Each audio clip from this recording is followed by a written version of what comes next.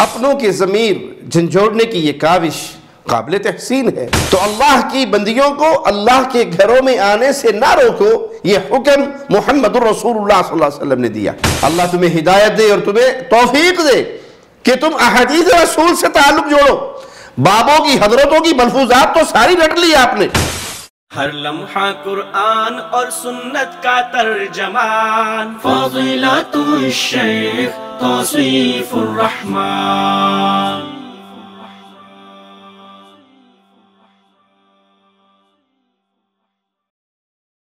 السلام علیکم ورحمۃ اللہ وبرکاتہ۔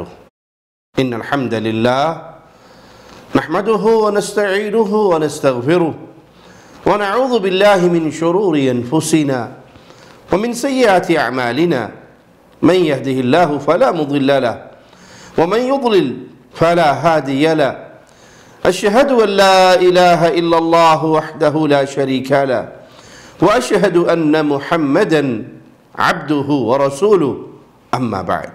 چند دن پہلے سوشل میڈیا پر بریلوی مکتب فکر سے تعلق رکھنے والے خطیب صاحب کی ویڈیو وائرل ہوئی، جس میں انہوں نے اپنے ہم نواؤں کو ایک اچھے انداز میں بات سمجھانے کی کوشش کی، اور جو باتیں کی ان میں سے چند سے ہمیں بھی اتفاق ہے۔ انہوں نے کہا کہ عرس کرانے والے ٹرسٹی پیسے کے پجاری ہیں جو اولیاء کے نام پر اپنی دکانداری چلاتے ہیں۔ اگر مزارات سے صندوق اور عورتوں کو روک دیا جائے تو ان کی دکانداری بند ہو جائے گی۔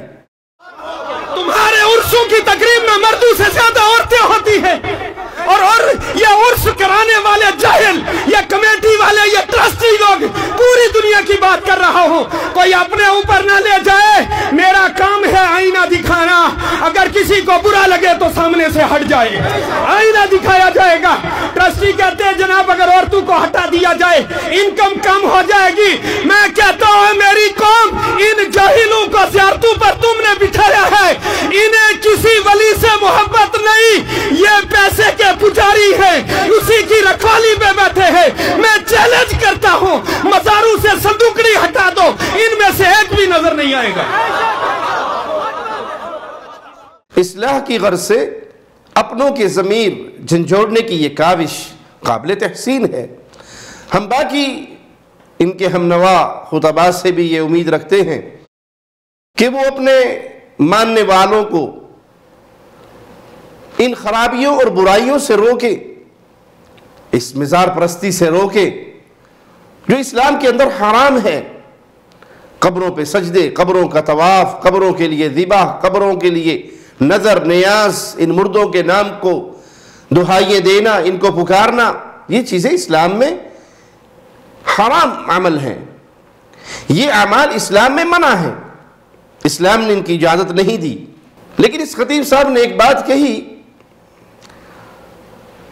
اور اس بات کی وضاحت کرنا بہت ضروری ہے۔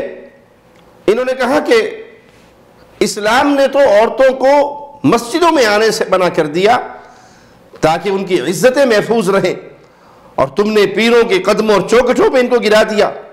تم سے پوچھتا ہوں، او قوم مسلم، تمہاری غیرت اتنی مر گئی ہے، اسلام نے تمہاری عورتوں کو مسجد میں جانے سے منع کیا تاکہ ان کی عزت بچے، تم نے پیر کی چوکھٹ میں ڈالا ہوا ہے۔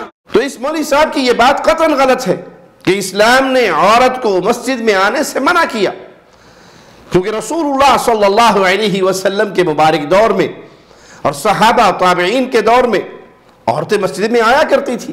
امہات المؤمنین اور دیگر صحابیات نماز ادا کرنے کے لیے مسجد میں آیا کرتی تھی۔ سنن ابی داؤد میں 545 نمبر روایت ہے، رسول اللہ صلی اللہ علیہ وسلم کا فرمان، ذرا غور سے سنیے، لا تمنعوا اماء اللہ مساجد اللہ، اللہ کی بندیوں کو تم اللہ کی مسجدوں میں آنے سے نہ روکو، ولیکن لیخرجن وہن تفلات، ان کو بھی چاہیے کہ وہ خوشبو لگائے بغیر نکلے۔ تو اللہ کی بندیوں کو اللہ کے گھروں میں آنے سے نہ روکو، یہ حکم محمد الرسول اللہ صلی اللہ علیہ وسلم نے دیا۔ تو آج کوئی یہ کہے کہ اسلام نے عورت کو مسجد میں آنے سے روک دیا تاکہ اس کی عزت محفوظ رہے، تو وہ اپنے مذہب کے غلط مسئلے کا غلط طریقے سے دفاع کر رہا ہے۔ رسول اللہ صلی اللہ علیہ وسلم نے منع نہیں کیا، اسلام نے منع نہیں کیا، بلکہ آپ نے مردوں کو حکم دیا کہ اگر عورتیں مسجد میں آنے کی خواہش کریں، اگرچہ ان کے لیے ان کے اپنے گھر میں نماز پڑھنا، ان کے اپنے غرفہ نوم میں، بیڈ روم میں نماز پڑھنا، کوٹھڑی میں نماز پڑھنا زیادہ افضل و اعلیٰ ہے، اجر میں زیادہ بہتر ہے، اللہ کو زیادہ پسند ہے، لیکن ان کو اجازت ہے کہ وہ مسلمانوں کے ساتھ مسجد میں آ کے نماز پڑھیں۔ صحیح بخاری 850 نمبر روایت ہے، سیدہ ام سلمہ رضی اللہ تعالی عنہا بیان فرماتی ہیں، كان يسلم فينصرف النساء فيدخلن بيوتهن۔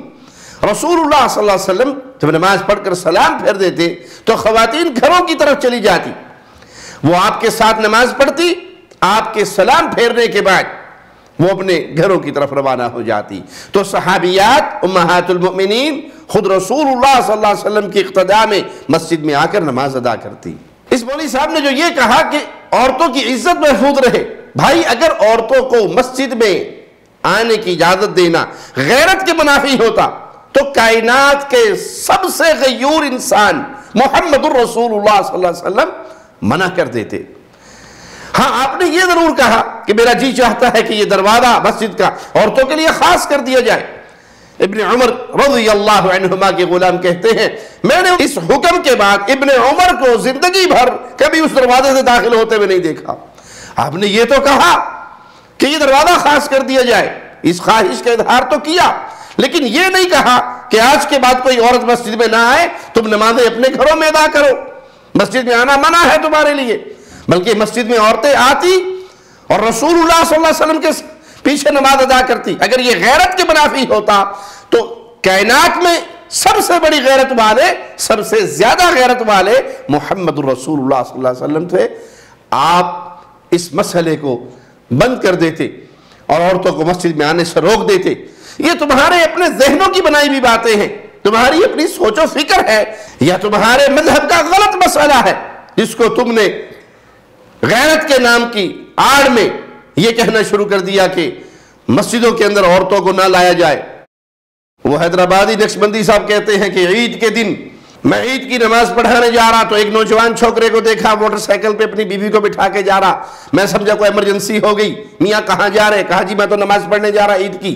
بھائی عورت کے لیے تو عید کی نماز ہی نہیں ہے۔ میرا محلے میں ایک نوجوان تھا، وہ نوجوان کیا کرا، عید کے دن میں عید کی نماز پڑھانے جا رہا ہوں، انہیں جو ہے بیگم کو بٹھا لے کے صبح صبح نکل گیا۔ ارے میں بولا یہ کیا قصہ ہے میاں، عید کے دن کہاں لے کے جا رہا؟ مصیبت رہی تو گھر سے عورتوں کو لے کے نکلتے، ہاسپٹل جا رہا یا کسی کا انتقال ہو گیا تو لے کے جا رہا عید کے دن، بولے تو بات، ورنہ عید کے دن تو عورتیں گھروں میں کام کرنے کا رہتا۔ جا کے آپ عیدگاہ کو نماز پڑھ کے آتے کو پکا کے کر کے تیار رکھنا ہے، فاتحہ پڑھ کے کھانا کھانا ہے نہیں۔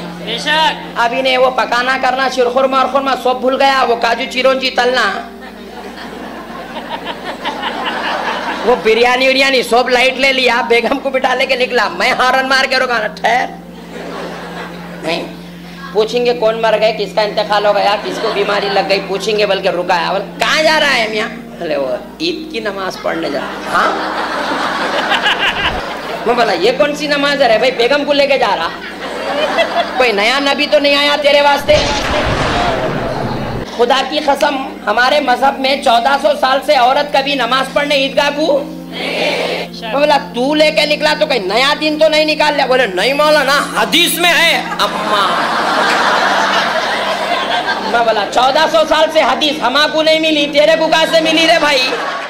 اللہ تمہیں ہدایت دے اور تمہیں توفیق دے کہ تم احادیث رسول سے تعلق جوڑو۔ بابوں کی حضرتوں کی ملفوظات تو ساری رٹ لی آپ نے، کو رسول اللہ صلی اللہ علیہ وسلم کی احادیث بھی پڑھ لو۔